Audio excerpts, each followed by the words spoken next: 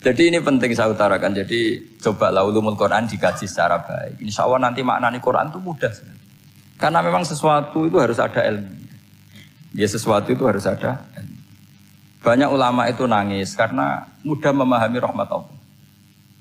Abu Yazid Al-Bustami itu jadi wali bukan karena banyak wiridannya, enggak. Dia setiap makan itu memuji begini, ya Allah, engkau itu tidak butuh saya, tapi kenapa ngasih makan saya?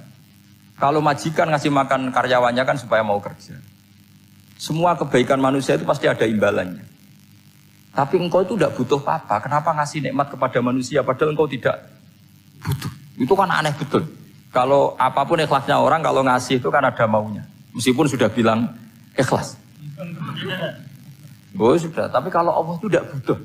Misalnya ada orang nyumbang masjid ikhlas, tetap di hatinya, benak Jumatan Pak Quran yang dindi, tetap ada kepentingannya. Tapi kalau Allah, sehingga cara mensifati Allah itu luar biasa. Makanya orang jadi wali itu diantara kata Rasulullah, Inna Allaha la yardu 'anil 'abdi idza akalal aklah fa yahmaduhu 'alaiha aw yashruba syarba fa yahmaduhu 'alaiha. Allah itu sangat ridho. Orang jadi wali itu kan diridani Allah. Allah itu sangat ridho kalau seseorang makan kemudian dia muji Allah. Coba apa hebatnya Donald Trump kalau nggak makan ya lemes mati. Apa hebatnya presiden seluruh dunia kalau nggak makan ya lemes mati. Orang yang katanya paling top di dunia, itu nggak makan kangkung nyatanya ya lemes. Hebatnya di mana?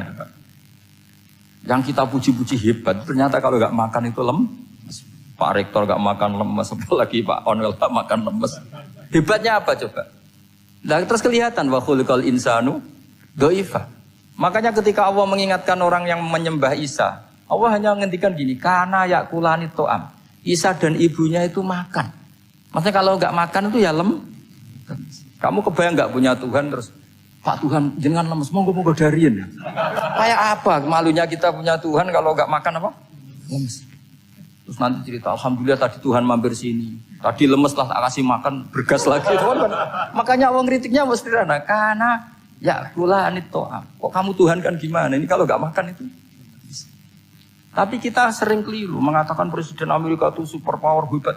Hebatnya di mana seorang manusia? Kalau nggak makan ya. Ini makanya Allah ngendikan wa khuliqal insanu dhaif. Sehingga banyak para wali itu dekat Allah ketika makan. Bukan apa karena tadi makannya itu enggak kayak sampai ana makan banyak lahap segala-galanya udah gitu. Itu enggak setiap makan ya Allah betapa lemahnya saya. Yang katanya rektor, yang katanya profesor, katanya orang alim kiai. Katanya pengurus NU, pengurus Muhammadiyah, ternyata kalau tidak makan, lemes. Kerennya di mana lemes? Sehingga terus tawadu, terus macam-macam. Jadi ini penting. Jadi Allah mengingatkan manusia itu dengan makan. Makanya Nabi Rasulullah ngendikan, Allah itu sangat ridho seseorang yang setiap makan muji Allah. Tapi sekarang orang makan itu banyak yang enggak menjiwai. Karena ada aturannya sebetulnya, ngunyahnya sampai sekian kali. Ya, tapi sekarang kan sudah ada seperti itu. Makanya sekarang wali sudah enggak banyak. Pendaftarnya juga sudah ada banyak. Apalagi orang-orang intelek itu sudah agak tertarik daftar wali. Memangnya kalau sudah jadi wali dapat uang malah repot lagi kalau itu. Tapi ini saya cerita orisinilnya ilmu Quran. Ketika Allah mengkritik Isa itu hanya ketika dituhankan maksudnya. Itu hanya dengan kalimat kana yakulan itu Isa dan ibunya sama-sama. Dan ketika Allah memuja Rasulullah SAW dan para nabi, itu pujaannya itu aneh. Wa ma arsalna qablaka minal mursalin illa innahum la ya'kuluna ta'ama wa yamshuna bil aswaq. Saya tidak pernah menugaskan para rasul kecuali mereka itu ya makan dan jalan-jalan di pasar. Saya sampai sekarang hampir tiap minggu itu jalan-jalan ke pasar sama anak saya. Meskipun saya di Rembang Betul kayak gede itu, tetap biasa jalan-jalan ke pasar. Karena apa? Kata Rasulullah Muhammad, Isa itu sampai dituhankan, itu gara-gara jarang makan. Terus orang memitoskan macam-macam. Rasulullah itu kalau makan itu di depan umum, sering di luar rumah. Supaya kelihatan kalau beliau itu manusia. Jadi makannya Nabi adalah nafyun li uluhiyati. Perlu dicatat Nabi Muhammad jadi Nabi setelah dengan tanda kutip tragedi Isa dituhankan. Karena Rasulullah jadi Nabi setelah tragedi Isa dituhankan, maka sisi manusianya itu diperlihatkan. Sampai kalau makan tuh di depan umum. Tapi enggak marung di KFC, enggak ada dari wajah itu. Di depan umum. Nah, karena kepentingannya itu sehingga makanya Nabi ini ibadah yang luar biasa karena menunjukkan sisi kemanusiaan yang akan aman tidak akan dituhankan. Paham ya? Sama. Seperti kita misalnya kiai atau pejabat. Makan saja gak apa-apa. Tunjukkan kalau kita manusia. Kalau gak makan lemes.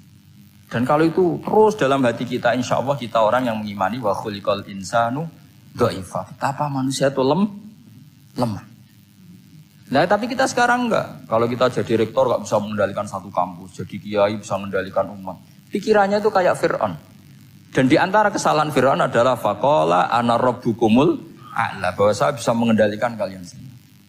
Maka dalam ilmu tasawuf yang pertama harus dihilangkan adalah sifat anani. Bahwa karena saya.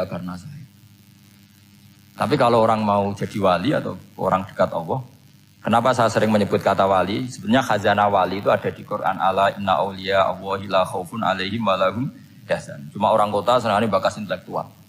Wong desa senangnya bakas wali. Akhirnya banyak orang yang enggak wali modus pura-pura wali terus nipu orang. Jadi sama-sama ada korban.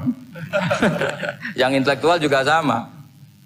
Seakan-akan lebih intelek dibanding wali ini. Makanya saya supaya bahasa intelektual ya ada di Quran, maksudnya terjemahannya ada, bahasa wali juga apa? Dan kadang orang jadi wali itu melakukan hal-hal yang kecil.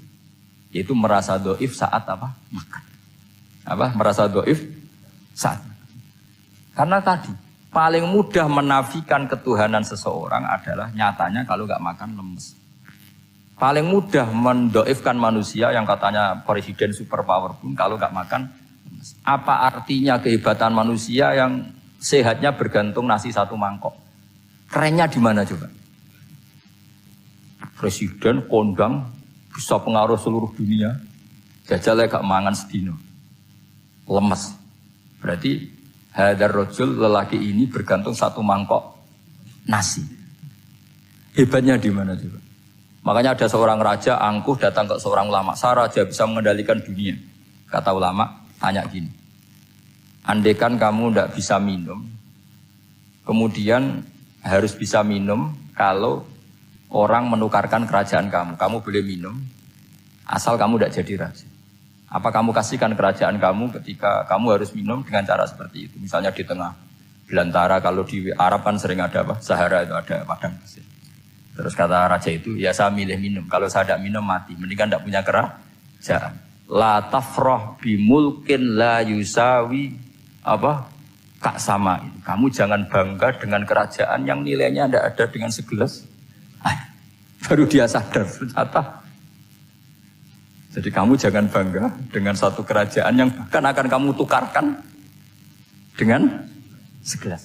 Artinya pertanyaannya gini, kerajaan yang kamu bisa mimpin ini ditompang air apa ditopang keangkuhan Anda? Sebenarnya hanya ditopang air. Karena sekali Anda tidak minum tidak bisa jadi raja, terus lemes, diobatno. Sama presiden juga gitu. Kalau nggak makan, nggak minum, terus sakit, stroke, nggak bisa jadi presiden. Artinya ternyata betapa manusia ini bergantung dengan sesuatu yang remeh, yaitu makan, minum, makan, minum. Nah di sini ini kenapa Quran menyebut para nabi itu apa? Illa innahum la ya'kuluna ta'ama wa yamshuna fil aswaq. Kalau kamu tidak memahami seperti ini kan terus kayak Quran kok ngomong hanya gini kok. Kayaknya kelasnya kok like gitu. Cara pandang tidak seperti itu. Paham ya?